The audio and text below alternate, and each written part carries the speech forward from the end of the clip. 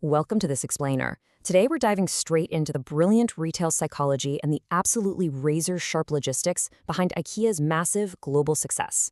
We're going to unpack how they built a total empire, not just by selling you furniture, but by fundamentally engineering human behavior. So let's be honest for a second. Think about your own experiences. Have you ever walked through those giant blue and yellow doors, swearing you're just going to buy one simple chair, but somehow you end up leaving with vanilla candles, 3 potted plants, a massive pack of tea lights, and a shopping cart literally overflowing with things you never ever intended to buy, right? It's a completely universal experience. We all do it, and we all kind of laugh about it. But here's the thing. Part 1, the billion-dollar trick. That accidental over-purchasing, there is zero accident about it. It is highly calculated. To really get how they pull this off, you have to look at where it all started back in 1943. Founded by a 17-year-old Swedish entrepreneur named Ingvar Kamprad, it began as just a basic mail-order business for small household items. And somehow, it's grown into the absolute largest furniture retailer in the world, running hundreds of massive stores across dozens of countries. But to pull off that kind of staggering, completely unprecedented global growth, you need way more than just a good product. Actually, the real innovation behind this brand isn't even the furniture itself.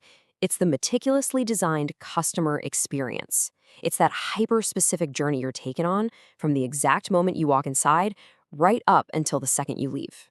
Part 2, the one-way maze. Think about a normal store. Usually you can just walk straight to the aisle you need, grab your item, and head to the register. Not here. Almost every store forces you onto this deliberately guided path. You have to physically navigate through every single curated section of the home. You go through the living rooms, then the bedrooms, the kitchens, the home offices, all before you can even think about finding the checkout. You are, for all intents and purposes, trapped in a highly curated, very comfortable maze. And this forced exposure, it naturally breeds unplanned discovery. Because even if you walk in just looking for a dining table, you're being marched directly past lamps, cozy rugs, storage boxes, and kitchen gadgets. You literally can't help but see them, and eventually, you just can't help but grab them. Part 3, the showroom effect. But just seeing the products isn't enough, right? It's how they display them that really seals the deal. They completely ignore the traditional retail playbook of endless, boring aisles of empty shelves with boxed-up items. Instead, they build out complete rooms that look exactly like real homes. There are actual books on the shelves, plants in the corners, perfectly matched rugs on the floor. It instantly helps you imagine exactly how those items would feel sitting inside your own house. Psychologists actually have a specific term for why this works so well: mental ownership.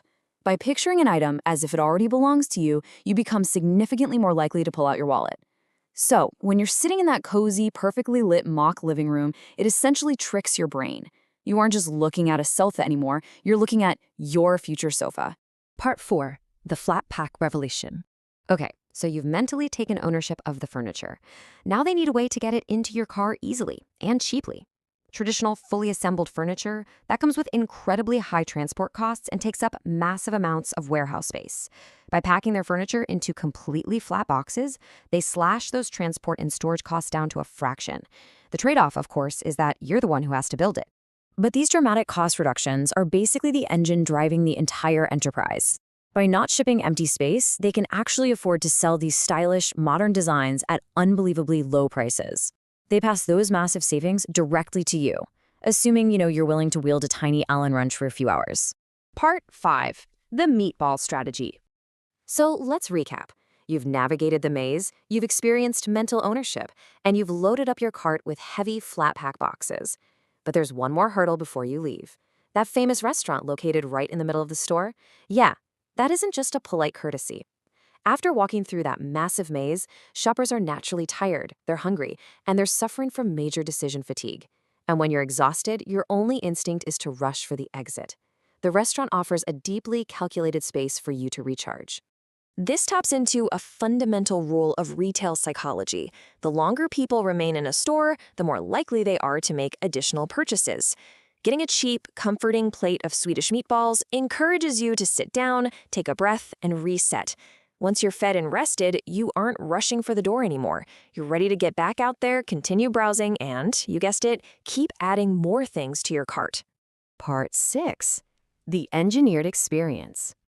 When you put all these pieces together, the scale of this triumph is just unbelievable. We're talking hundreds of millions of customers and billions in revenue. It's a perfect closed loop. The maze forces you to see everything. The showroom creates that mental ownership. The flat pack keeps the prices irresistibly low. And the restaurant recharges your batteries so you buy even more.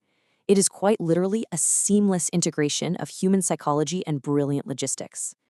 So, your ultimate takeaway from this explainer is this.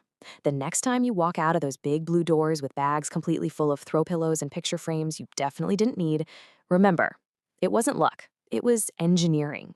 You just participated in one of the most masterfully designed shopping experiences on the planet.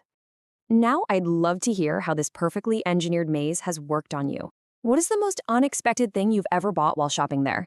Did you go in for a simple bookshelf and leave with a cart full of houseplants? Let me know in the comments below, and thanks so much for joining me on this explainer.